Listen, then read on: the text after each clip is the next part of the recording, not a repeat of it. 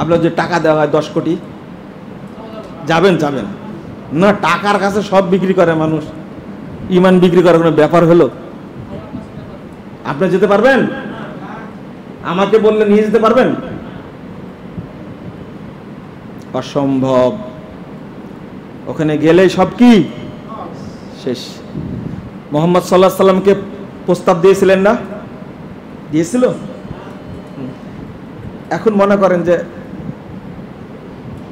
আপনাকে প্রস্তাব দিলেন, ডক্টর ইউনূস সাহেব বললেন যে ঠিক আছে, আহলে হাদিস আলেমদেরকে ডেকে বলি যে আপনারা দেশটা 3 বছর চালান, নিব না? আমরা নিব তো, তাই না? কেন নিবেন না? প্রস্তাবটা ভালো না? নিবেন না কেন তাহলে? হ্যাঁ, লোক নাই। কে বললো উত্তরটা? আপনি? নেওয়ার লোক নাই না? মানার লোক নাই। হ্যাঁ, সবচেয়ে গুরুত্বপূর্ণ কথা হলো এটা, মানার লোক নাই। আপনি এই দাওয়াতটাকে পৌঁছাতে পেরেছেন? কয়জন মানুষ জানে যে মাজার পূজা শিরক, কবর পূজা শিরক? কয়জন মানুষ জানে গণতন্ত্র ইসলাম বিরোধী? জানে? সবাই বলছে জীবন দিব, গণতন্ত্র প্রতিষ্ঠা করেই ছাড়ব, বলছে না? এই কথা বলা যে কুফুরি, এটা বুঝাতে পেরেছেন তাকে? কিন্তু সবাই এই কথাগুলো যারা বল, সবাই মুসলিম না? সবাই মুসলিম না? হ্যাঁ, সবাই মুসলিম, দাবি করা মুসলিম, ইসলামের রাজনৈতিক মুসলিম, তাই না? এখানে আপোষ করবেন কি করে আপনি? আপনাদের এমন কি অত্যাচার হয়েছে? রাসূল সাল্লাল্লাহু আলাইহি সাল্লামের উপরে যে অত্যাচার, সাহাবীরা হাবশায় হিজরত করলেন, ওই অবস্থা হয়েছে আপনাদের? মামুনুল হক সাহেব বলছেন জামাত ইসলামের সাথে আমাদের 2টা পার্থক্য। মামুনুল হক সাহেব জেল খাটলেন, সব আলেম কি জেলখানায় ঢুকাইছে? কিছু আলেম জেলখানায় থাকছেন। শোনেন, বাংলাদেশে এমন কি অবস্থা তৈরি হয়েছে যে আপনাকে গণতন্ত্রের সাথে আপোষ করতে হবে, আপনাকে কমিউনিজমের সাথে আপোষ করতে হবে, আপনি পুঁজিবাদের সাথে আপোষ করতে হবে, জাতীয়তাবাদের সাথে আপোষ করতে হবে, ধর্মনিরপেক্ষ মতবাদের সাথে আপোষ করতে হবে। মুসলিমদের কাছে দাওয়াত নিয়ে যান।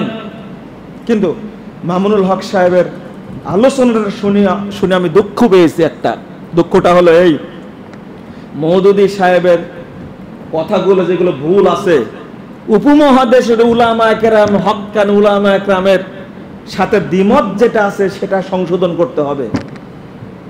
আমরা কি বলি, মওদুদী সাহেবের ভুলগুলো যদি কোরআন হাদিস বিরোধী হয় তাহলে সেগুলো কি করতে হবে? বাদ দিতে হবে। কথা বুঝতে পারেননি? উপমহাদেশের উলামায়ে কেরাম তো দেওবন্দের মানহাজে বিশ্বাসী, দেওবন্দের মানহাজে বিশ্বাসী না? তাহলে আমরা তো এটা বলবো না? হ্যাঁ, মানুষ হিসাবে ভুল অনেকেরই আসছে, ভুলটার মাপকাঠি হবে কোনটা? কোরআন এবং সুন্নাহ। সেটা হলে বাদ দেন, আলহামদুলিল্লাহ, মানবো না সেটা, দরকার নাই, ভুল হয়েছে সংশোধন করে নিব।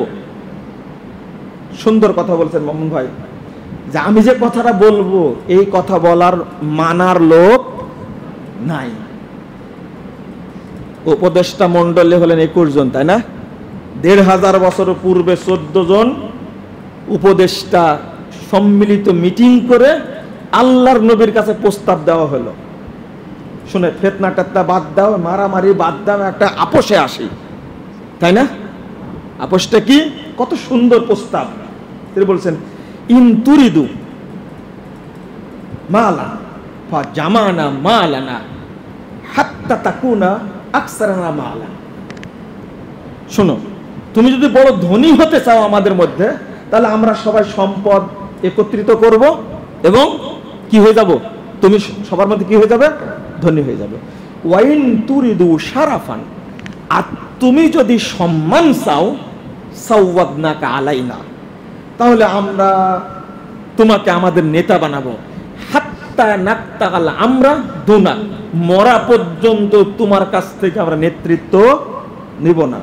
ওয়াইন তুরিদু মালিকান মালাকনা আলাইনা, আর তুমি যদি শাসক হতে চাও, বাদশা হতে চাও, তাহলে আমরা তোমাকে কি বানাবো? বাদশা বানাবো। আচ্ছা, প্রস্তাবগুলো কি খারাপ ছিল? হ্যাঁ, ভালো ছিল না? অনেক ভালো ছিল। কিন্তু আল্লাহ রাসূল কি প্রস্তাব মেনে নিয়েছিলেন? পরে আর একটা কথা বলা হয়,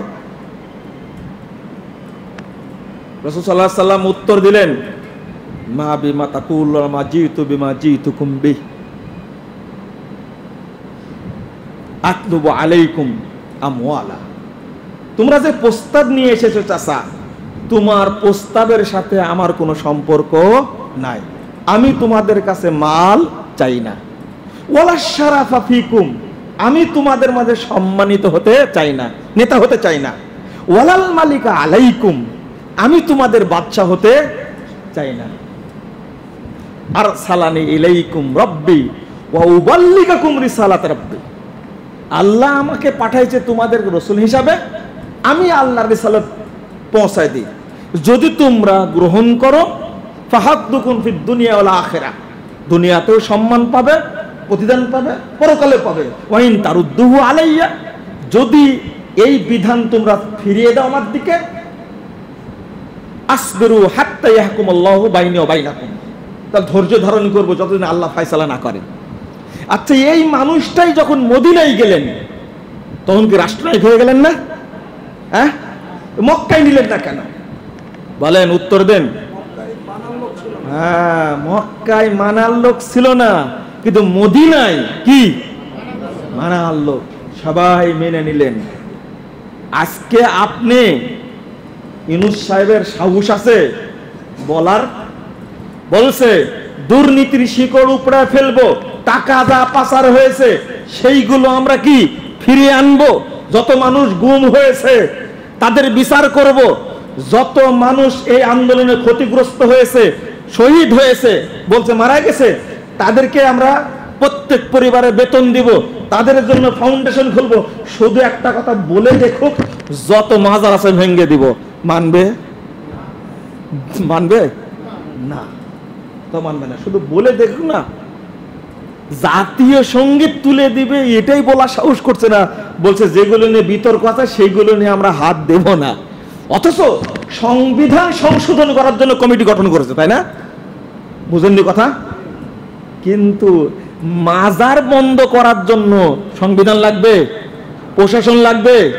শুধু বলে দিলে হয়, কোনো মাজার থাকবে না, জুয়া আখড়া থাকবে না, গাঁজার আখড়া থাকবে না, যৌনাচারের আখড়া থাকবে না। কিন্তু খুনের বিচার হবে, সবাই মেনে নিবে, দুর্নীতির বিচার হবে, সবাই মেনে নিবে, আয়না ঘরের বিচার হবে, সবাই মেনে নিবে। কিন্তু মাজার ভেঙ্গে দেওয়া হোক, শহীদ মিনার ভেঙ্গে দেওয়া হোক, এর প্রতি একমত হবে। আগে এটা তৈরি করতে হবে মানুষের মধ্যে। আপনি কাকে শাসন করবেন? আপনি ক্ষমতায় বসে কাকে শাসন করবেন? হ্যাঁ, আল্লাহ রাব্বুল আলামিন যেদিন আপনাকে বসাবেন, কিন্তু মানুষ এটা বুঝতে চায় না। ডক্টর ইউনূস সাহেব একদিন আগেও জানতেন না, যে বলছে একটা দোয়া করে, দোয়া তৈরি করেছিল না, আসসালামু হাসেনা আম্মা, তারপরে কি পদ্মা সেতু কুরসিয়ান, সুবায়ানা ইউনূস আল খালেদা ঠুস, মনে আছে? শোনেন, ভালো করে শোনেন। এই ইউনূস সাহেবকে যে সুবাবে, সেই মানুষটাই যে রাষ্ট্রের প্রধান হবে একদিন আগেও জানতেন? বুঝেন কথা? এই যে নাহিদ আর আসিফ, তারাই যে বাংলাদেশ পরিচালনা করবে একদিন আগে স্বপ্ন দেখেছে? ফখরুদ্দিন জানতেন যে আমি এই দেশ চালাবো 2 বছর? বুঝেন ভালো করে? কে বসাইছে? আল্লাহ যদি তাওহীদপন্থী একজন মানুষকে বসায় সব সাইজ করে দেয়, আপনার আপত্তি থাকবে? কে বসাবেন? আল্লাহ শর্ত দিয়েছে, তোমরা পরিচ্ছন্ন ঈমান আনো, বিদআত মুক্ত আমল করো, আমি ওয়াদা করছি তোমাদের খেলাফত দেব। আমাদের ঈমান পরিচ্ছন্ন না, আমল ও বিদআত মুক্ত না। দিবেন কেন? হ্যাঁ, সোসার গায়ে যতই আতর মাখান, সোসার গন্ধ যাবে? বুঝেননি কথা? এটা সুসা বুঝেন তো? আপনারা কি বলেন? সুসি। এটা হলো অরিজিনাল বাংলা। আপনারা কি বলেন? এই মিজান ভাই কই? সিকা বলেন। সিকা, এই যে চাপায়ের মানুষ তো সিকা বলে। একে যতই আতর মাখান, কি ওর গায়ে গন্ধ যাবে?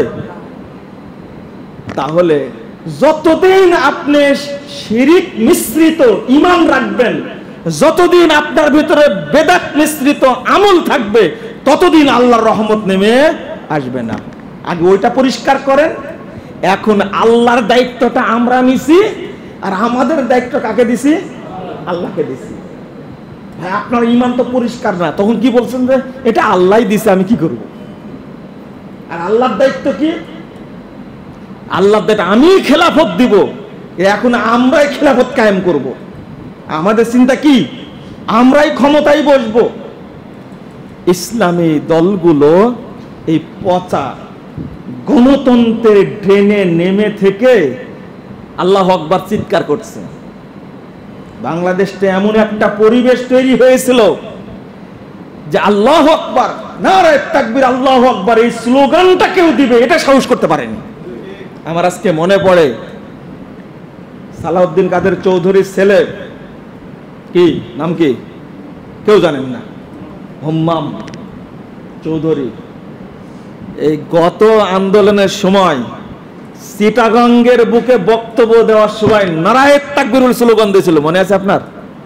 হ্যাঁ, কারো মনে নাই? আন্দাজে আপনার? আমার মনে আছে।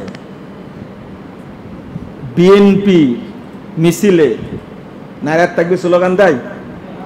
প্রথম কি স্লোগান দেয়? হ্যাঁ, কি? না না না, হ্যাঁ, ইনকিলাব না, গড় গড়, রাইট, যে বিএনপি নেতা শুরু। আর এক দলের স্লোগান কি? জয় বাংলা। মুসলমানের স্লোগান হবে লা ইলাহা ইল্লাল্লাহ। নারায়ে তাকবীর, নারা আরবি শব্দ, এটা কিন্তু কাজী নজরুলের ভাষা। নারা কি? আরবি শব্দ। নারায়ে তাকবীর, তাকবীর উচ্চ ধ্বনি, সেটা কি? আল্লাহু আকবার। যখন হুম্মাম কাদের চৌধুরী নারায়ে তাকবীর দিয়ে স্লোগান দিল, বিএনপির দল থেকে সমালোচনা করা হয়েছে। বিএনপিও প্রেসিডেন্ট জিয়াউর রহমানের চেতনা লালন করে না। কেন ভাই? তোমরা দিতে পারো না তো হুম্মাম কাদের চৌধুরী দিতে তোমার আপত্তি কোথায়? নারায়ে তাকবীর বলে কি অন্যায় করেছে? জয় বাংলা বলছে, কোনো আপত্তি নাই। জয় কালী, জয় সরস্বতী, জয় ভগবতী, জয় দুর্গা, মানে জয় বাংলা। বুঝেননি কথা? দুইটাই বাংলা, পশ্চিম বাংলা, পূর্ব বাংলা। কিন্তু পূর্ব বাংলাটা মুসলিমদের কেন আর পশ্চিম বাংলাটা হিন্দুদের কেন? দুইটাই ভাষা কি? বাংলা। আলাদা হলো কি কারণে? ইসলামী চেতনার কারণে। ভুলে গেলে চলবে না। এই ভুলে যাওয়ার কারণেই তো আজকে ভারত বাংলাদেশকে শাসন করে।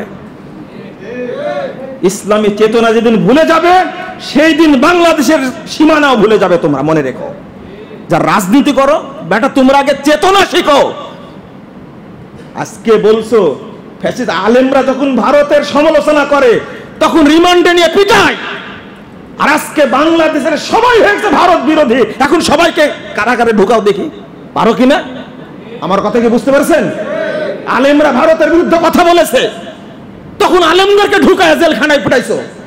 এই ছোট্ট রফিকুল ইসলাম, তাকে নাকি ন্যাংটা করে পিটাইছে, মোদির বিরুদ্ধে কথা বলেছে তাই। আরে বললাম শুধু মোদিকে কসাই বলেছি, বলবো না মানে?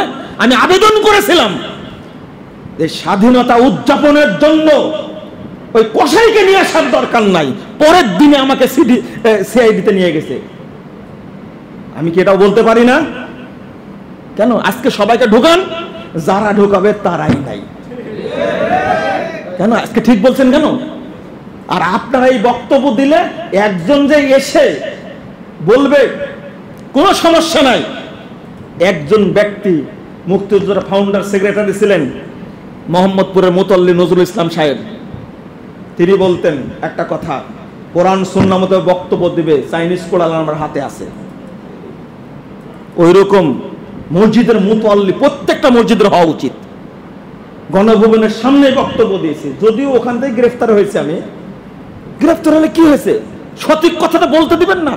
আপনারা সুন্দরভাবে সামনে আসেন, এগুলো না বললেই পারতেন, কি দরকার ছিল এগুলো বলা?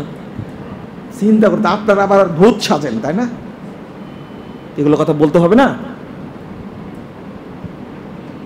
আল্লাহ কখন যে কার বক্তব্য কবুল করবেন আল্লাহই ভালো জানেন। আমরা চাই, আমি শেষ করছি, আমরা কখনো শিরিকের সাথে আপোষ করব না, ইনশাআল্লাহ করব না। কেন, আল্লাহ রাসূল যদি মেনে নিতেন খুব সুন্দর একটা পরিবেশ হতো। আল্লাহ রাসূল হতেন প্রেসিডেন্ট আর আবু জাহাল হতো প্রধানমন্ত্রী, তাই না? আর ধর্মমন্ত্রী হতেন আবু বকর, আর অর্থমন্ত্রী হতেন কে? উবাই বিন খলফ, আর স্বরাষ্ট্রমন্ত্রী হতো কে? আবু লাহাব। একটা সুন্দর মন্ত্রী পরিষদ হতো না? বুঝেন মনে কথাটা হতো না? যেমন আজকে হয়েছে না, আজকে হয়েছে। ছাত্র ভাইরা তোমরাও বৈষম্য তৈরি করেছো, আমাদেরও বলার সুযোগ দাও। যারা আন্দোলন করলো গোটা বিশ্ববিদ্যালয়ে, ছাত্ররা, কলেজের সাধারণ জনগণ, তারা সবাই ইসলামপন্থী। যারা উপদেষ্টা পরিষদের সদস্য হয়েছে সবাই কি ইসলামপন্থী? একজন মুলবি আছে, ওনাকে নেওয়া হয়েছে দোয়া করার জন্য, হুজুর দোয়াটা করে দেন। বুঝেননি কথা? তাহলে কি এটা কি বৈষম্য হলো না? ঢাকা বিশ্ববিদ্যালয় মিছিল করা অবস্থায় আমি সেদিন দেখে কেঁদে ফেলেছি। হাজার হাজার ছেলে আসর পড়ার জন্য সালাতে দাঁড়িয়ে গেছে, হাজার হাজার ছেলে মাগরিব পড়ার জন্য দাঁড়িয়ে গেছে। চিন্তা করতে পারছেন? সবাই হলো ইসলামের প্রতি সবার ভক্তি, ইসলামী চেতনার উপরে, কিন্তু সবগুলো হয়েছে কি ইসলাম বিদ্বেষী। আমরা তাদের রেকর্ড জানি না, তাদের সম্পর্কে জানি না। ভাই, তোমরা প্রথমে বৈষম্য শুরু করলে অন্তত 50-50 নেওয়ার দরকার ছিল। কি ভুল বললাম? আপনারা আবার প্রশ্ন করেন, তাহলে চান কি আপনারা? আমরা কিচ্ছু চাই না, নেতার পরিবর্তন আমরা চাই না, নীতির পরিবর্তন চাই। যদি ক্ষমতায় হাসিনাই থাকতো আর সে যদি বলতো যে ইসলামী বিধান অনুযায়ী রাষ্ট্র পরিচালনা হবে, আমাদের কোনো আপত্তি ছিল না। প্রথম কাজ, এই কথা বলার প্রথম কাজ, বাংলাদেশে কোনো মুসলমান বেনামাজি থাকবে না, সবাইকে নামাজ পড়তে হবে। পারবে বলতে? এটা প্রথম কাজ। ইদা মাক্কান্নাহুম ফিল আরদ আকামুস সালাহ ওয়া আতুজ যাকাহ। আল্লাহ নিজেই বলে দিচ্ছেন, যখন কেউ রাষ্ট্রীয় ক্ষমতা আসবে প্রথম বিধান হবে কি? নামাজ প্রতিষ্ঠা করবে, হুকুম দিয়ে দিবে। সালাতের টাইম হয়ে গেছে, কেউ কোনো কাজ করতে পারবে না, সব স্টপ। সবাই কোথায় যেতে হবে? মসজিদে যেতে হবে। কথা কি বুঝতে পারলেন আপনারা? আমরা নেতার পরিবর্তন চাই না, এটা নিয়মও না। কিসের পরিবর্তন হতে হবে? নীতির পরিবর্তন। আজকে তত্ত্বাবধায়ক সরকার আমরা কিছুই চাই না, আমরা চাই এই তত্ত্বাবধায়ক সরকার রুকুকারীদের সাথে রুকু করো। তাহলে ঠিকই তো, শিয়াদেরও মসজিদ আছে, আছে না? তোদের পিছনে রুকু করা যাবে না, নামাজ পড়া যাবে না? যাবে? কেন যাবে না? কাদিয়ানি মসজিদ আছে না, ওদের পিছনে নামাজ পড়া যাবে না? উত্তর দেন না, যাবে? কেন যাবে না? আল্লাহ যে বলছে ওয়ারকাউ মা'আর রাকিন, যারা রুকু করছে তাদের সাথে কি করো? রুকি করো। তাহলে শিয়াদের পিছনে নামাজ হবে, কাদিয়ানীদের পিছনে নামাজ হবে, ইহুদিদের পিছনে নামাজ হবে, খ্রিস্টানদের গির্জাতে কি হবে? নামাজ হবে। এই আয়াতের আলোকে বেকুব, আয়াতটা বুঝতে ভুল হয়েছে। আপনি তো আয়াতটা বুঝলেন আপনার মতো, আর এক অন্যায় এটা একটা। এই আয়াতের অর্থ কি? ওয়ারকাউ মাআল মুমিনিন, যারা মুমিন তাদের সাথে রুকু করো। কাদিয়ানীরা কে মুমিন না কাফের? শিয়ারা মুমিন না কাফের? তাহলে আর যারা বিশ্বাস করে আল্লাহ সর্বত্র বিরাজমান তারা মুমিন না কাফের? বুঝেন না কথা, তাই না? তাহলে তার পিছনে নামাজ পড়লেন কেন আপনি? নামাজ বাতিল, নামাজ বাতিল। এই আলোচনাটাই আপনি সহ্য করতে পারছেন না। তা আল্লাহ আপনাকে ত্যাগ করবে না আল্লাহ আপনাকে রহমত দিবেন? তারাক্তু ওয়া শিরকা, আল্লাহ বলছেন আমি তাকেও ত্যাগ করব, ওর শরীককেও ত্যাগ করব। আল্লাহ যদি আপনাকে ত্যাগ করেন আল্লাহর রহমত পাবেন, জান্নাত পাবেন? তাহলে এই কতটুকু বুঝেন না কেন আপনি? এখন প্রশ্ন করবে যে তাহলে নামাজ পড়বো কোথায়? রাস্তা আছে না? রাস্তা রাস্তা করো বাপের। আপনার বাড়ি আছে না? বারান্দা আছে না? একজন ব্যক্তি প্রশ্ন করছে যে ভাই আমি, দেখেন কত সুন্দর বুদ্ধি, বলছেন যে ভাই আমার বাড়ির পাশে মসজিদ, 20 রাকাত তারাবি হয়, তো আমি 8 রাকাত পড়ি তারাবির নিয়াতে আর 12 রাকাত পড়ি নফলের নিয়াতে। আমি বললাম যে আপনার তো ইঞ্জিনিয়ারিং বুদ্ধি দেখতেছি, এত সুন্দর প্ল্যান আপনার, এটা হবে কি না তাই বলছে। আমি বললাম যে যে ইমাম তারাবি পড়ায় ওই ইমামের কি অবস্থা? তো বলছে ওই ইমামের ফতোয়া হলো যে বলবে আল্লাহর নবী মাটির তৈরি ও কাফের, ওর বোতালাক। বুঝেননি কথা? কি শক্ত ফতোয়া! আর যে ব্যক্তি বলবে আল্লাহর নবী মরে গেছে ও কাফের। আমি বললাম যে এই ইমাম যদি 8 রাকাতও পড়ায় বা 80 রাকাতও পড়ায় তবু ওর পিছনে নামাজ পড়া কি হারাম। খুব ইঞ্জিনিয়ারিং সিস্টেম বুদ্ধিকারী প্রশ্নটা করেছে, বাঁচা যায় কিনা, কিন্তু এক প্রশ্নে কি শেষ। এই যে বাংলাদেশের এক হুজুর আছেন আলখেল্লা পড়া আব্বাসী, হ্যাঁ, বলছে মিলাদুন নবী যে বলবে যে বেদাত, জাহেল কাকে বলে? জাহেলে মুরাক্কাব একটা। বলছে যে যে বলবে মিলাদুন নবী হারাম ওর বউ তালাক ও কাফের হয়ে যাবে। আর একটা নাম আছে, সারাদিন গান গাই,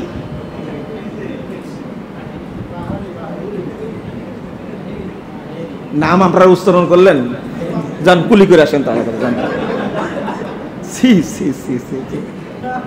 তোবা, আপনাদের শরম লজ্জাও নাই দেখতেছি না, কুলি অবশ্যই করবেন।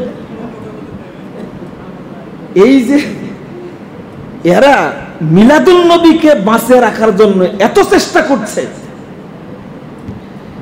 এই যে বর্তমান যারা উপদেষ্টা আছে তাদেরকে বুঝানো যদি যায়, অবশ্যই আমাদের ধর্ম উপদেষ্টা খালেদ হোসেন সাহেব অবশ্যই মিলাদ সম্পর্কে জানেন। আমি অনুরোধ করব, যোগ্য মানুষ তার উচিত হবে এই বাংলাদেশ থেকে অন্তত কিছু না হলেও এই ঈদে মিলাদুন নবী নামে 12ই রবিউল আউয়ালে যে দিনটা ছুটি দেওয়া হয় এই ছুটিটাকে বাতিল করা হোক। কলকারখানা বন্ধ রাখা হয়, অর্থনৈতিক ক্ষতি হয়। রাসূল সাল্লাল্লাহু আলাইহি সাল্লাম মারা গেছেন 12ই রবিউল আউয়াল বৃহস্পতিবার, আর জন্মগ্রহণ করেছে 9ই রবিউল আউয়াল সোমবার। সহিহ মুসলিমের হাদিস, আল্লাহ রাসূল সাল্লাল্লাহু আলাইহি সাল্লাম জন্ম নিয়েছেন কোন দিন? সোমবার। ভালো করে শুনেন, জ্যোতির্বিদরা প্রমাণ করে গেছেন বহু আগে, 570 খ্রিস্টাব্দে ওই সপ্তাহে 9ই রবিউল আউয়াল হচ্ছে সোমবার। সোমবার, এই সোমবার হলো 9 তারিখ, 12 তারিখ হলে কোন তারিখ হয়? বৃহস্পতিবার। তাহলে আপনারা প্রমাণ করেন 12 আর 9 আছে, এই তারিখটার মধ্যে একটা বৃহস্পতিবার আর একটা কি বার? সোমবার। বলেন তো জন্ম কোন তারিখ হয়েছে, বৃহস্পতিবার না সোমবার? সোমবারে যে হয়েছে এতে কোনো সন্দেহ না, কারণ সহিহ হাদিস। অতএব এটা 9 রবিউল আউয়াল, এটা প্রমাণ। তুমি জ্যোতির্বিদদের সব কথা মানতে পারো ব্যাকুব, কিন্তু রাসূল সাল্লাল্লাহু আলাইহি ওয়াসাল্লামের জন্মদিনটা ছিল 9 রবিউল, তুমি এটা মানতে পারো না কেন? সর্বশ্রেষ্ঠ ইতিহাস গ্রন্থ আর রাহিকুল মাকতুমের মধ্যে আলোচনা আছে। সফিউর রহমান মুবারকপুর রহমান আলোচনা করে গেছেন, আফাবা খালিদ হোসেন সাহেব ধর্ম উপদেষ্টা, তিনি বলছেন যে যদি আজকে সফিউর রহমান মুবারকপুরি বেঁচে থাকতেন তা আমি তার সাথে দেখা করতে যেতাম। সবই তুমি মেনে নাও, রাসূল সাল্লাল্লাহু আলাইহি ওয়াসাল্লামের জন্মদিনটা মেনে নাও না কেন? আর জন্মদিন আল্লাহ নবী পালন করেছেন? আপনারা তো এখন নিজেদের জন্মদিন পালন করেন, জন্মদিন শুধু আপনার বিবাহ দিবসে পালন করেন। সাহাবীরা করেছেন? তাবিঈরা করেছেন? তাবিঈরা করেছেন? কারা করেছে? এটা আরেকটা কথা শুনে দেই আপনাদেরকে, যারা সুন্নি সুন্নাহ জিকির করো, তোমরা মানুষকে পথভ্রষ্ট করো, 625 হিজরিতে এই মিলাদের অনুষ্ঠান তৈরি করে শিয়ারা। শিয়ারা কি মুসলমান? শিয়ারা 3 খলিফা এবং সব সাহাবীকে তারা কি দেয়? গালি দেয়, তাদেরকে কাফের মনে করে।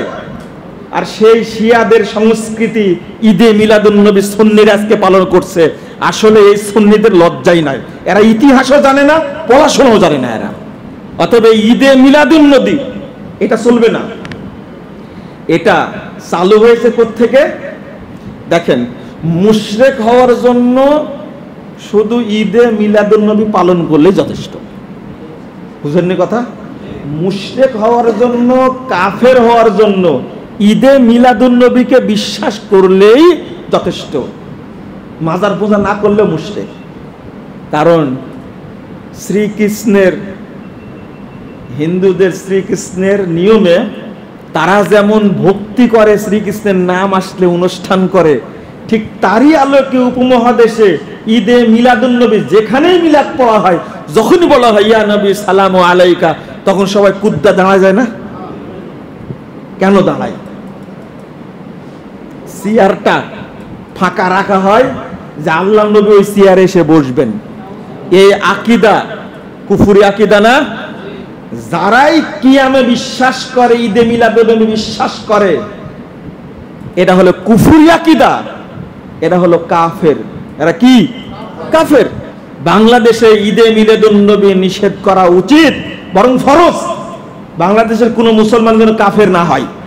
যেমন মাজার পূজা রাষ্ট্রীয়ভাবে বন্ধ করা উচিত, মাজার যেমন রাষ্ট্রীয় আইন করে ভেঙে দেওয়া উচিত, তেমনি ঈদে মিলাদুন নবীর অনুষ্ঠান রাষ্ট্রীয়ভাবে আইন করে এটা বাতিল করা উচিত।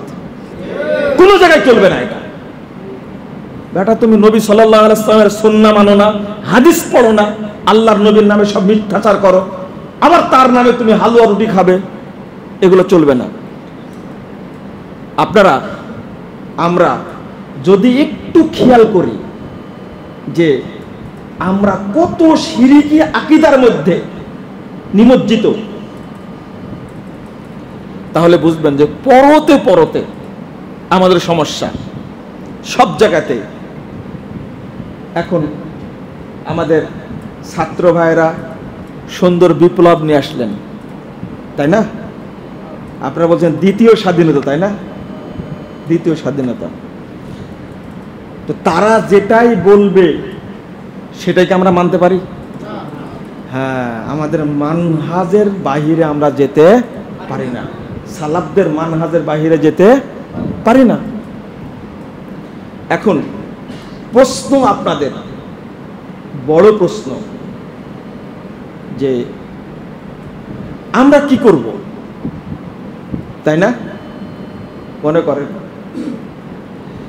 যে উপদেষ্টা পরিষদ গঠন হলো, শপথ হলো, শপথ অনুষ্ঠানে কি গাওয়া হয়েছে বলেন? কি জাতীয় সঙ্গীত?